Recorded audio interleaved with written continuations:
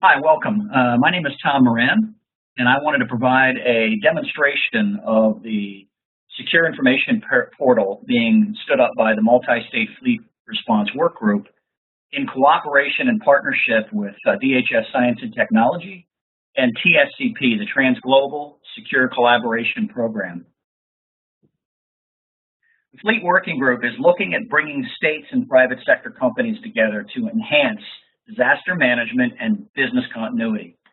One of the key components of this is information sharing, which will go across multiple states, multiple sectors, and even multiple regions. So as we are looking to do this, the purpose of sharing sensitive information is to support operational efforts to expedite utility and supply chain movement across state lines.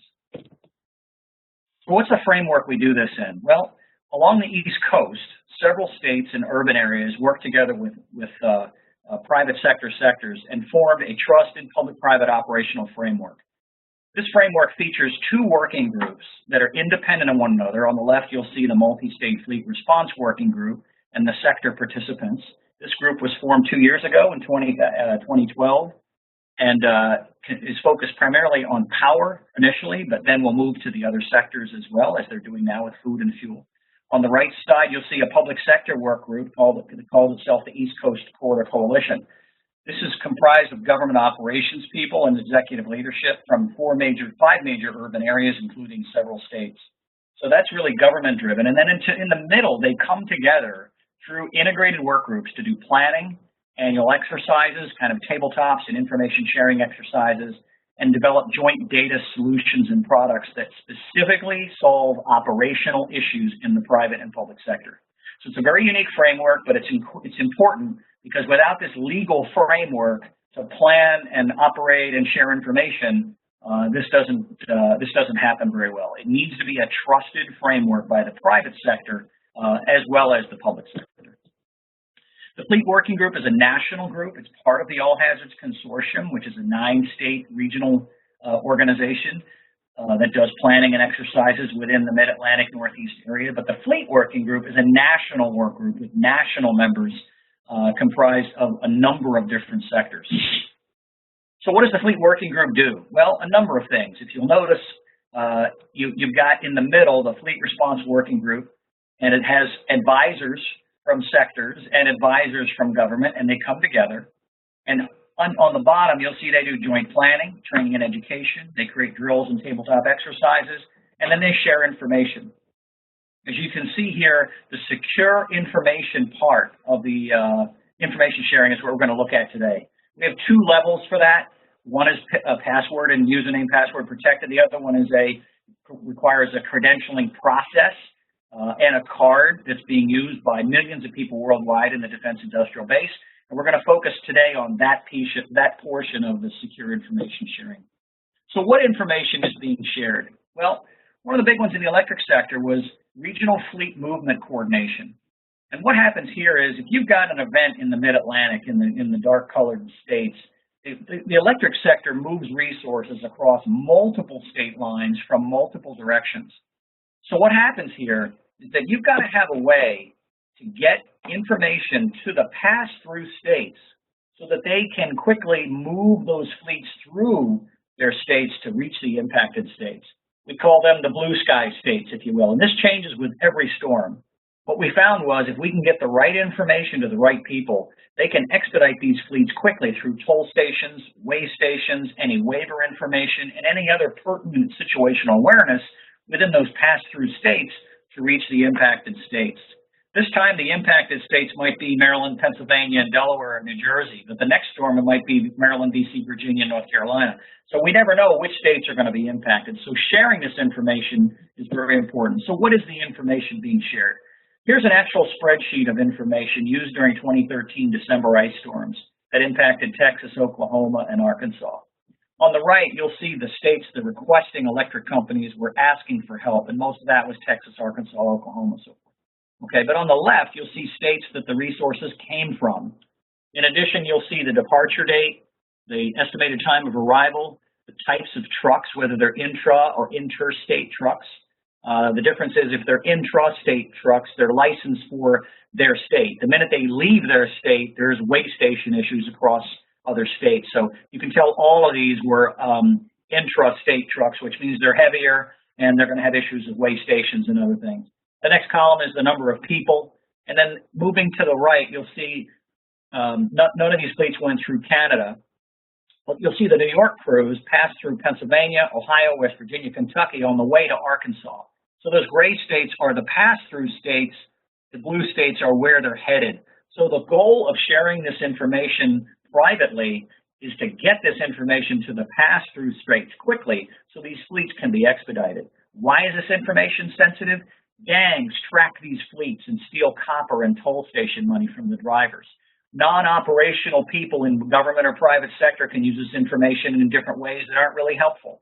In some jurisdictions, fleets can be commandeered by local officials for some reason. So the media watch it. There's a lot of risks to doing this. So this is sensitive information they don't want getting out and being used for non-operational purposes. So this is a direct example.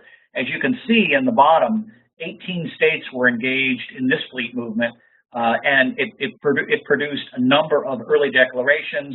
Information about fleet movement was enhanced.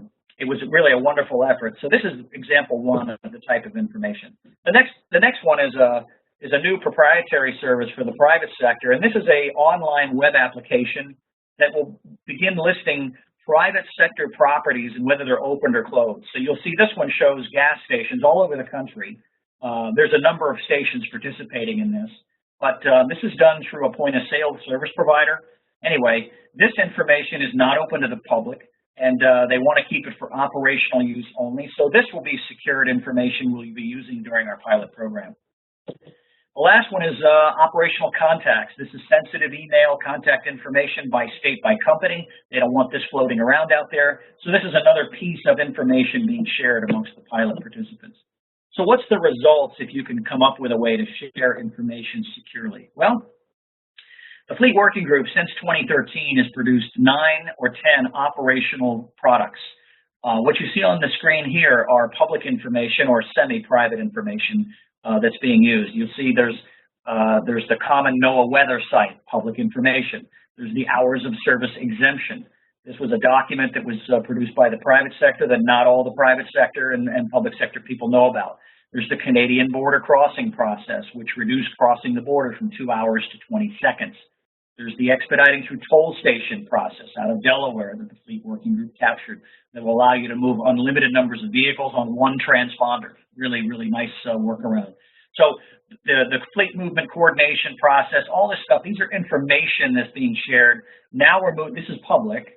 So this will be a public-facing types of information, but behind the cloud, we'll be sharing other information. And as we go forward, we're going to look at how can we also involve other sectors in the information sharing process.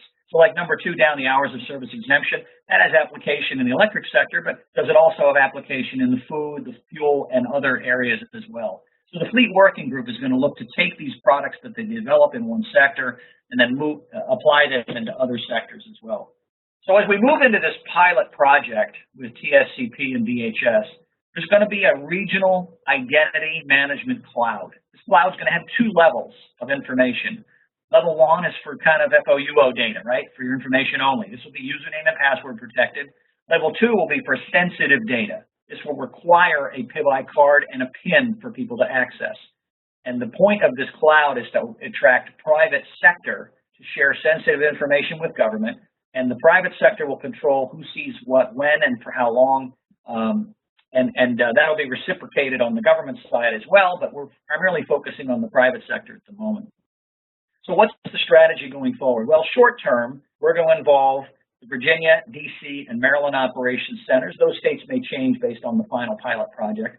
And we're going to involve local, if you will, power companies, Dominion Power, Pepco, and BGE. Now, these players may change based on the pilot's rollout. But anyway, the whole idea is to provide 2 levels of information, 1 username, password, and 1 PIV-I data sharing, and you give examples of the kinds of data they're going to be shared. So longer term, we want to add more regions, Eastern, Western, Central, and more sectors, electric, food, water, rail, other things like that. So that's kind of the long-term strategy. But initially, we're looking at very quickly creating this regional PIV-I identity verification cloud and let each participant create their own areas on their own websites for people to come out of the cloud, have their identity validated, and pass them over either to a regional state operations center or a private sector operations center where data can be viewed but not downloaded. So this is very, very important. The states will be able to look at information posted by the private sector, but they will not be allowed to take possession of it. Why is that? Well, it puts the states at risk. It opens up the Freedom of Information Act, FOIA, and requests for information. And if that happens, the private sector is not going to be able to share sensitive information. And they've tried a number of ways to work this out, but from what everything our states are telling us, this would be much better if they could just look at the information, make decisions that would support the private sector, and then move on and not download it or take possession of the data and the risks associated with that.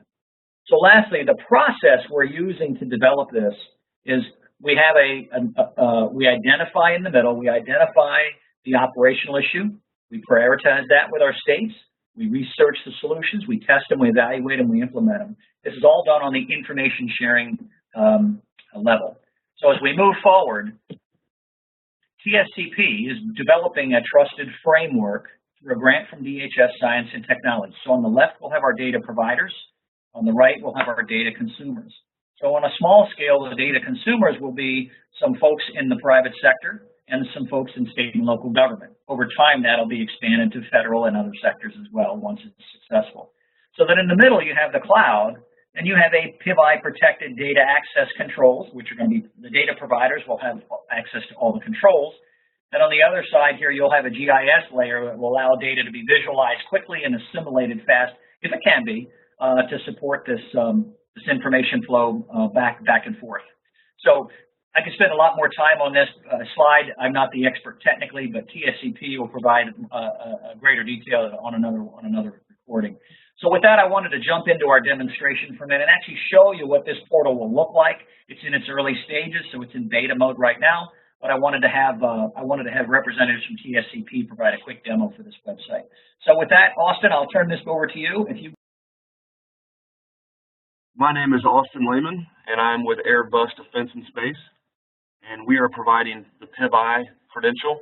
PIV-I stands for Personal Identification Verification Interoperable, and we use X.509 tamper-proof smart cards, and these are in accordance with Federal Information Protection Standards, and tens of millions of people are using this. Anybody who has to work on an integrated system or collaborate with the federal government, this is one of the primary uses for this, and it is for access control and secure information sharing. It can also be used for physical access control and within other capacities as well, but for this purpose, to access to this SharePoint platform, it'll be used for access control and secure information sharing. We use this by putting our credential into our smart card reader, opening our browser, typing in the SharePoint address, which will bring us to the All Hazards Consortium PIV-I Smart Card Demonstration Login. It will read the certificate. I will select my credential, press OK. It'll prompt me to enter my PIN, which is my PIN alone. When we are entered into the system and provisioned in the system and given a credential, you select a personalized PIN number, which will be your digital signature. Now that it's reading my certificates and I've put my PIN in, I will press OK. It will verify I am who I say I am, and it will bring me to the SharePoint platform. And Tom, if you want to take over and help me navigate. Okay. Thank you, Austin. So on this screen is the kind of the home screen. You'll see for the beta test here, you'll see a calendar. It's just typical SharePoint site. The unique part about this is you don't get into this site without validating your identity or being screened by the Fleet Working Group. So you'll notice under the Documents section right there in the middle of the screen, We've got 3 documents here. A couple of them, we'll give you an example of one. So let's click on the first one, Austin, which is the contacts list. Okay, this information provides view of the directory, if you will, of people that are involved in the working group and some of its initiatives. So as this pulls up, it's an Excel spreadsheet. This is managed, so if you scroll down quickly, you'll see every state is in there. There's another section in there that will have private sector companies. And so what we're looking to do here is keep this information for the work group.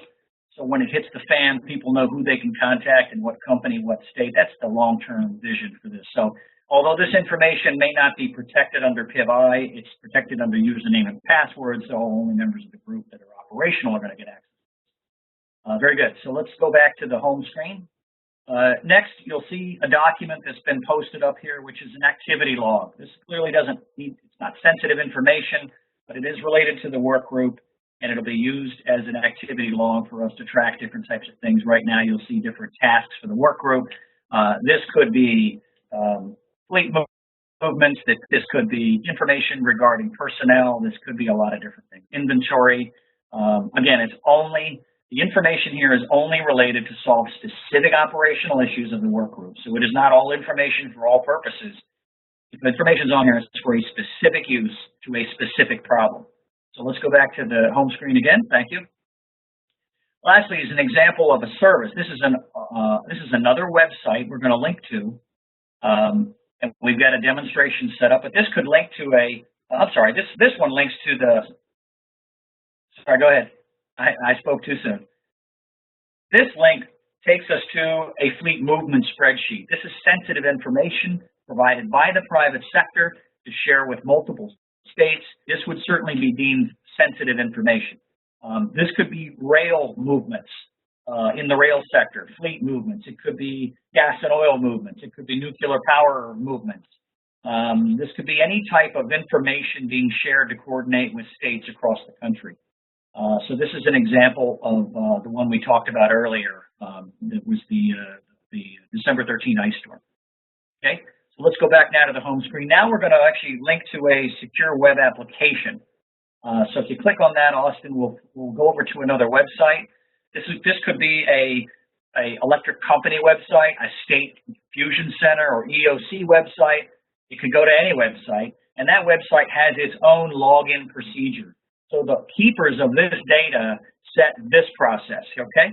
So here we've got the Fleet Working Group app up. We're going to log in as a guest here, 1 through 8, Austin, I'm sorry. So this is a web application that's going to be made available to the private sector through the Fleet Working Group.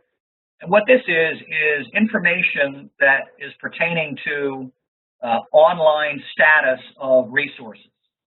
So if you scroll down to the bottom, you'll see that you click on the map, or you can, click on the Fleet Open Close Service link down below, either one. So this takes you into an online application, and from here you see a map of the country. So if you're coming from the southeast into the central part of the country, or from the Midwest over to the East Coast, this is an app that would allow you to determine where the open closed gas stations, fuel stations, food locations, hotels, pharmacies. In case you need gas or diesel, you need a bed for the night, you need coffee or food, quick food, convenience store stuff, or you need insulin or medical supplies. So first, let's look at the let's click on the fuel one, Austin. And right now, it's click on fuel, and it says open. It'll populate in just a minute, and it'll show you all of the open fuel locations. So Austin, if you just zoom in, pick Florida. Let's just zoom in down Florida for a minute. You can double click there, or zoom in on with your zoom bar. Either way is fine. It might take a second. But you can see as you zoom in anywhere in the country. Now these are live data feeds that are provided through SAT dishes or DSL lines that monitor the status of that comms link to that facility where they run their point of sale systems. Chances are 90% if that link is down, they've lost power pretty accurately. So if you click on one of those links, it'll pull up the site, the address, and give you directions. Where we want to go in the future is not just does this station have open or closed, but does it have fuel and how much? If you click on pharmacy button, Now it'll populate all of the pharmacy locations in that same geographic area. Pretty straightforward. Give it a second, it'll populate. Okay, now, so if you zoom in on an area there, take your pick. It'll tell you that's a CVS store. And again, zoom out, Austin, and look at the country for a minute. So this will tell us the CVS locations. There's other pharmacies involved, but it'll also tell us where we want to go in phase 2 now is, do you have insulin and how much? Do you have medications and how much? So you get the idea. So as you click which sector you want, it'll provide the information. So this is a live national database being populated every hour. This is perfect for response efforts or restoration efforts. It gives you trending information as far as how click on the closed ones for a minute, and then why don't you check all 4 of them and see what we have just based on our snapshot for today at this point in time. So if you look around the country, you can tell where there are pockets caused by flooding or storms or things like that. So this is as real time as it gets. This information is for operational purposes only. This is not for research or casual browsers. It's going to be used just for the fleet working group, and it'll be used specifically to support operations in the private sector for now. Down the stream, we'll open this up to states and locals as well. So fantastic new service. It's based on data that is only resident in the operations part of the private sector. You can't buy it. It's not even a product. So we're very, very grateful for the folks that are participating in this through the fleet working group. So Austin, let's go back to our home screen again. So again, this is just one web app. This could be linking to, a utility website that's just set up for government to look at. This could be set up by the rail sector. We use the fleet working group as an example. So Austin, let's wrap up. We'll go back to our portal home screen for just a second.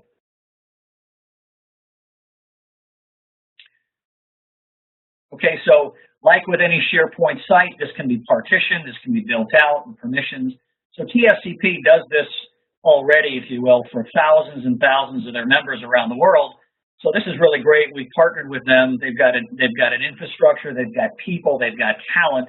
Now they have resource and partnership through DHS to really develop this for specific operational purposes in the private sector. So the big takeaway here is what we're looking at is a private sector run and operated protected secure information cloud that private sector folks can trust.